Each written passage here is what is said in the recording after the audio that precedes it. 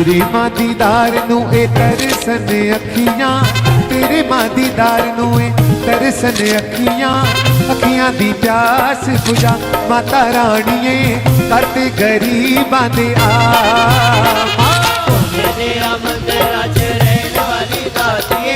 करते गरीबां दे माता राणीए, करते गरीबां दे। जय माता दी प्यारे भक्तों, स्वागत है आप सभी का माता वैष्णो देवी जी की यात्रा से संबंधित एक और नई रिलेवेंट इन्फॉर्मेटिव नॉलेजेबल वीडियो में। अगर आप भी माता वैष्णो देवी जी के दर्शनों के लिए आगामी मार्च के महीने में मां भगवती जी के दरबार जा रहे हैं तो आपके लिए वीडियो बहुत ही महत्वपूर्ण है।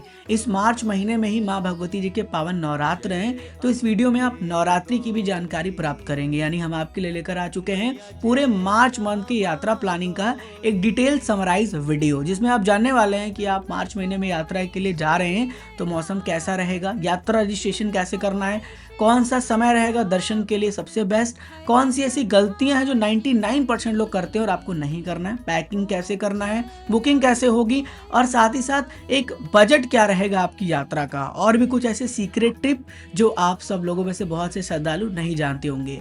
तो आइए इस इंफॉर्मेटिव, नॉलेजेबल और महत्वपूर्ण वीडियो की शुरुआत करते हैं, लेकिन वीडियो को आपको पूरा देखना है और साथ ही साथ शेयर कर देना है। देखिए, सबसे पहले जानते हैं बेसिक जानकारी। बेसिक जानकारी में माता वैष्णो देवी जी का दरबार जो है जम्मू के कटरा शहर में स्थित है और हमारी चढ़ाई शुरू होती है कई पॉइंट के साथ, जैसे बाणगंगा, स्वर्ण पादुका, अर्धकुंवारी, फिर उसके बाद भवन, भैरव घाटी। लगभग कह लीजिए टोटल अप्रॉक्स अगर बात करें बाणगंगा से भैरव घाटी तक का, तो लगभग 14 से 15 किलोमीटर का ऑलमोस्ट चढ़ाई होता है, जिसमें कि 12 किलोमीटर का आपका डिस्टेंस रहता है भवन का।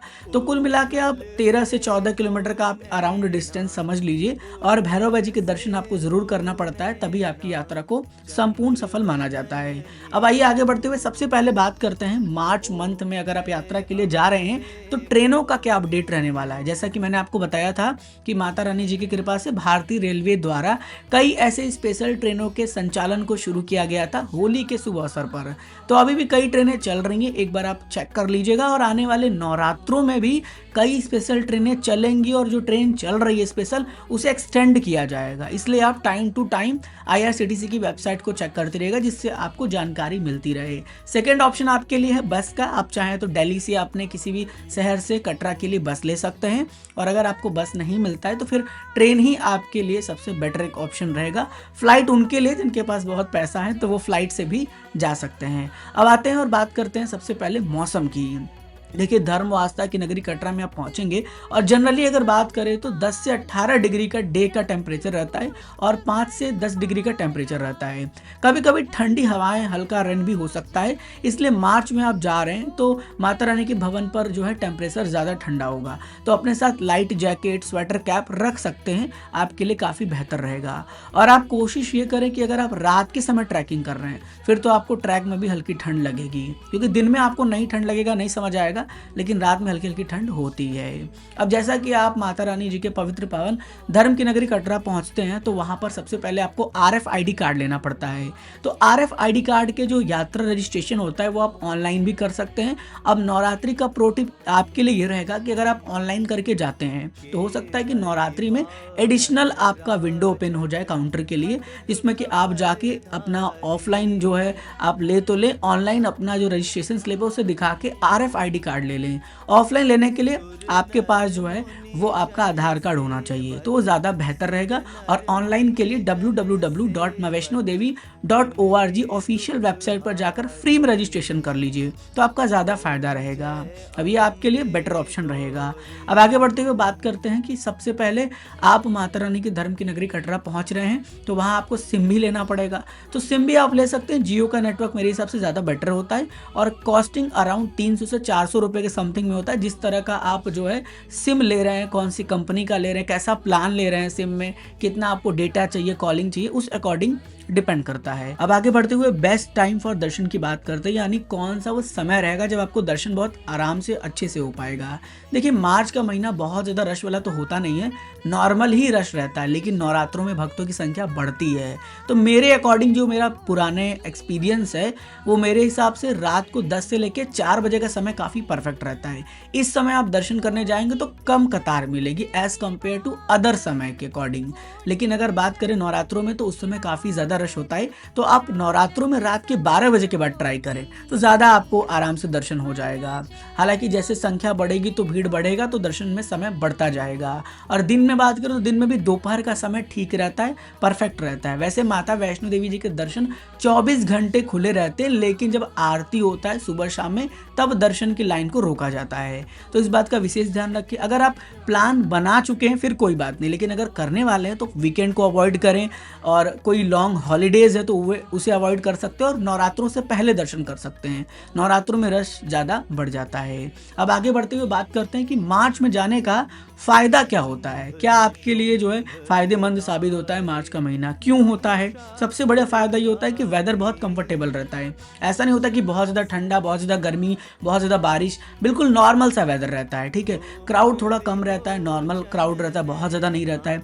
ट्रैकिंग काफ़ी ईजिली आप कर सकते हैं, और उस समय जो नेचर होता है ना, नेचर बहुत ब्यूटीफुल रहता है। मतलब हर जगह हरियाली देखने को मिलेगी, काफ़ी अच्छा माहौल बना रहेगा, और पहाड़ों का व्यू तो अमेजिंग हो जाता है जब आप माता रानी के दरबार की चढ़ाई करते हैं। तो ये सबसे परफेक्ट समय है। अब बात करते हैं बुकिंग की। बहुत से श्रद्धालु बुकिंग से रिलेटेड बहुत सवाल करते हैं। पहला प्रो टिप मैं बुकिंग में ही आपसे शेयर कर देता हूं कि इफ अगर आप यात्रा का प्लान कर चुके हैं तो time to time online official website जो श्राइन बोर्ड का है उसे चेक करते रहिए। वहां पर कई बार जब लोग अपनी बुकिंग कैंसिल करते हैं, चाहे battery car, helicopter, room, dormitory का हो, तो वहां पर एबिलिटी आ जाता है, तो आपको चेक करना है। पहला प्रो टिप यही है।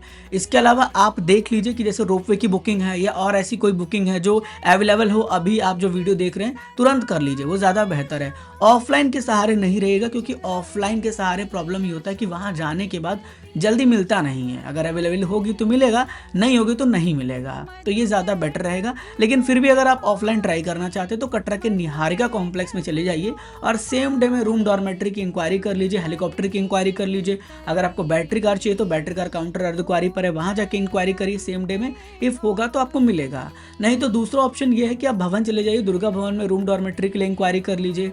भवन पर अगर आपको वापस आना है तो वहाँ पर भी बैटरी कार काउंटर बना है, वहाँ पता कर लीजिए। और आपको हेलीकॉप्टर भी वहाँ से दुर्गा भवन में ही पूछने पर पता चल जाएगा कि अवेलेबल है या नहीं है, तो आप ये चीज़ ट्राई कर सकते हैं। लेकिन कोशिश आपका यही रहना चाहिए कि आप पहले बुक करके जाएं, ठीक है, ज़्यादा चांस यही रखिएगा। रुकने के लिए बहुत से श्रद्धालु पूछते हैं। देखिए, नवरात्रों में होता है क्या है कि जब भक्तों की संख्या बढ़ती है तो दुर्गा भवन भी बंद हो जाता है, क्योंकि माता वैष्णो देवी जी के त्रिकूट पर्वत पर भक्तों के रुकने की एक कैपेसिटी होती है। अब हद से ज़्यादा तो रोक नहीं सकते, अगर 30-40 हज़ार की कैपेसिटी है और 80-90 हज़ार हो जाएंगे तो प्रॉब्लम हो जाएगा। इसीलिए वो दुर्गा भवन नहीं खोलते हैं, क्योंकि ज़्यादा भक्त रुके ना और वो नीचे चले जाए। तो अगर आपको रुकना है तो पहले तो बुकिंग आपकी होनी चाहिए। अगर नहीं है और आपको रुकने का मन है तो आप कहीं देख सकते हैं कोई और जगह, जैसे अर्धकुआरी पे रुक जाइए, सांझी छत पे रुक जाइए, यहाँ आप रुकने का ट्राई कर सकते हैं। लेकिन भवन पे थोड़ा सा प्रॉब्लम हो जाता है। इफ़ अगर आप नवरात्रि के पहले या बाद जा रहे हो तो फिर आपको दुर्गा भवन का ऑप्शन मिलता है, आप वहाँ पहुँच सकते हैं और जाके आराम से रुक सकते हैं। अब आइए बात करते हैं कि कौन सी ऐसी गलतियां हैं जो 99% लोग करते हैं और आपको नहीं करना है। सबसे पहली गलती होती है हैवी लगेज लेके चले जाते हैं। कई लोग क्या करते हैं, ट्रॉली बैग लेके चले जाते हैं, बड़े बड़े बैग लेके चले जाते हैं। अब ऊपर समस्या होती है लॉकर में रखने की, फिर और इतने ऊपर ले जाने की। आप नॉर्मल जो है बैग लेके जाइए और पिट्ठू बैग लेके जाइए, और बैग में नॉर्मल सा, अगर आपका रुकने का प्लान है तो एक दिन का कपड़ा रख लीजिए अपना पूरा सेट करके। इफ़ और भी चीज़ें हैं जो आपको ले जाना लगता है वो आप लेकर जा सकते हैं, लेकिन बहुत हैवी लगेज लेके जाना मेरे हिसाब से उचित नहीं है। अब आगे बढ़ते हुए दूसरी गलती की बात करते हैं। लोग अच्छा शूज़ या फिर स्लीपर नहीं पहनते हैं।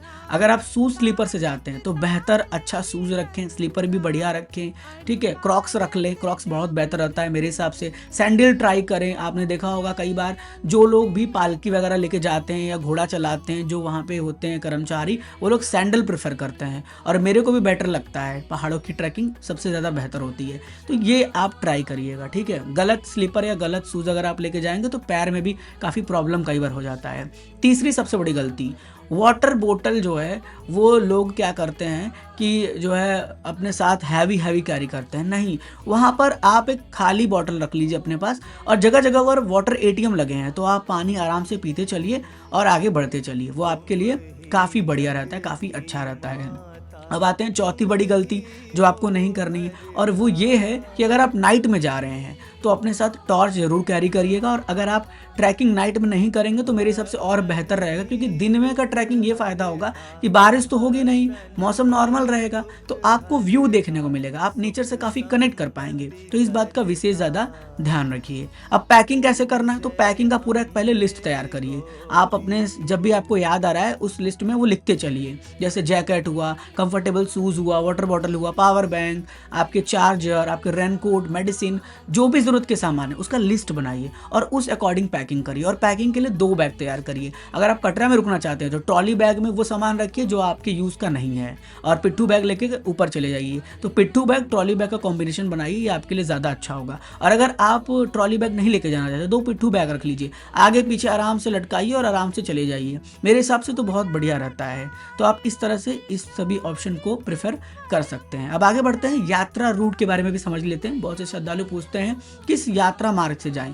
देखिए बेसिकली 2 मार्ग हैं, एक है आपका ओल्ड ट्रैक, एक है न्यू ट्रैक। अब ओल्ड ट्रैक में क्या है कि ट्रेडिशनल रूट है, तो हर तरह की आपको दर्शन हो जाएंगे, बाणगंगा, चरण पादुका, ये सब चीज़ें देखने को मिलेंगी, घोड़ा पिट्ठू पालकी मिलेगा, ठीक है। थोड़ा सा स्टेप आपको हैवी चलना पड़ेगा, थोड़ा सा ऊंचाई चलना पड़ेगा, ठीक है, ट्रैकिंग करना पड़ेगा। लेकिन नया ट्रैक जो ताराकोट मार्ग ट्रैक है वो ज़्यादा कंफर्टेबल है, उस पर आपको साफ़ सफाई ज़्यादा मिलेगी और कम क्राउड रहेगा, तो आप ईजिली चले जाएंगे और सीनियर सिटीजन्स के लिए बेस्ट है। तो आप दोनों हिसाब से अपना मार्ग सेलेक्ट कर लीजिएगा। अगर आपको जाने की इच्छा है तो ओल्ड से चले जाइए और वापस नए से आ जाइए, या नए से जाइए अर्धकुंवारी तक, फिर वहाँ से हिमकोटी मार्ग से आगे बढ़ जाइए और फिर वापस में फिर आप पुराने से चले आइए। तो दोनों मार्ग को आप ट्राई कर सकते हैं। अब आगे बढ़ते हैं और बात करते हैं कि आपका एक जो बजट है वो कितना का रहना चाहिए और कैसे आप बजट प्लान कर सकते हैं। देखिए ये बजट बेसिकली फिक्स नहीं है, ऊपर नीचे हो सकता है। सबसे पहले बात करते हैं कटरा में होटल का बजट। देखिए होटल के लिए लगभग आपको 800 से 2000 का बजट रखना चाहिए, ठीक है। और अगर आप उससे कम में रुकना चाहते हैं तो उससे कम में भी आपको रूम मिलेंगे, लेकिन वो उतनी ही फैसिलिटी नहीं मिलेगी। तो उससे बेटर है कि आप 150 रुपये की त्रिकुटा भवन, शक्ति भवन, आशीर्वाद भवन में डॉर्मेट्री कर लीजिए, श्राइन बोर्ड की ऑफिशियल वेबसाइट पर जाके, ठीक है। ये आपको अवेलेबल हो जाएगा और फूड आपको प्योर वेजिटेरियन मिलेगा, तो आप आराम से फूड वगैरह भी ग्रहण कर सकते हैं, वो आपके लिए बहुत अच्छा रहेगा और हर जगह फूड अवेलेबल हो जाता है। अब बजट की बात कर रहे थे तो ट्रेन की भी बात करते हैं। ट्रेन का लगभग कॉस्ट कह लीजिए 500 से 1500। अब वो आप एसी में जा रहे हैं, स्लीपर में जा रहे हैं, थर्ड एसी में जा रहे हैं, जनरल में जा रहे हैं, वो आपके ऊपर है। होटल लगभग रख लीजिए 1000 से 3000 तक, फूड का रख लीजिए 500 से 1000 रुपये।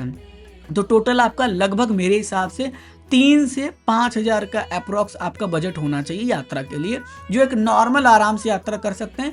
अगर आप मेरे प्रो टिप के बजट वाली वीडियो देखेंगे जो मैंने चैनल पे अपलोड किया है तो उसमें आपके और पैसे सेव हो जाएंगे, तो आप ये भी कर सकते हैं। इस तरह का भी पूरा एक कह लीजिए सिनेरियो सेट कर सकते हैं, ठीक है। ये आपके लिए बहुत बेहतर रहेगा। अब आगे बढ़ते हैं, कुछ प्रो सीक्रेट टिप्स की बात करते हैं। सबसे पहले आपको अपने साथ अपना जो है ताला कैरी कर लेना है, ठीक है। नाइट में अगर आप ट्रैकिंग करते हैं तो ध्यान रखिए कि आप नाइट में चल रहे हैं तो आपको काफ़ी अच्छा रहेगा, ये रहेगा कि आपको ज़्यादा जो है गर्मी नहीं लगेगा, ठीक है। अर्धकुंवारी में अगर आप दर्शन करना चाहते हो तो वहाँ जाके तुरंत पर्ची कटा लीजिए या तो आरती का स्लिप ले लीजिए, ठीक है। लॉकर फैसिलिटीज़ भी आपको भवन पर मिलती है, तो स्मार्ट लॉकर का प्रयोग करिए, वो आपके लिए और अच्छा रहेगा, ठीक है। और बैटरी कार के लिए आपको कोशिश करना है कि जो बैटरी कार के काउंटर से वहाँ चले जाइए।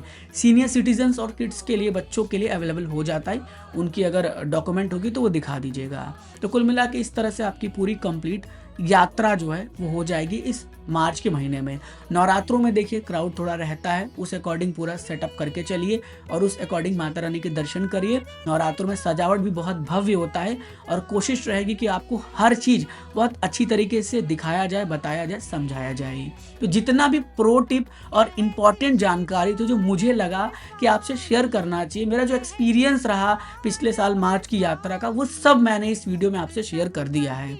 आई होप कि आपको ये वीडियो अच्छा लगा हो, इन्फॉर्मेटिव लगा हो, नॉलेजेबल लगा हो, अगर वीडियो में थोड़ी सी भी जानकारी आपको मिली है, कुछ अच्छा लगा हो तो इसे शेयर करना ना भूलिएगा और कमेंट करके फीडबैक ज़रूर दीजिएगा। चलिए फिर मिलते हैं ऐसे ही बहुत ही अच्छी वीडियो में। मेरा नाम था आयुष, आप देख रहे थे आपका प्यारा YouTube channel as well as Facebook page train rider. माँ Bhagwati ji always bless you. जय हिंद, जय माता दी।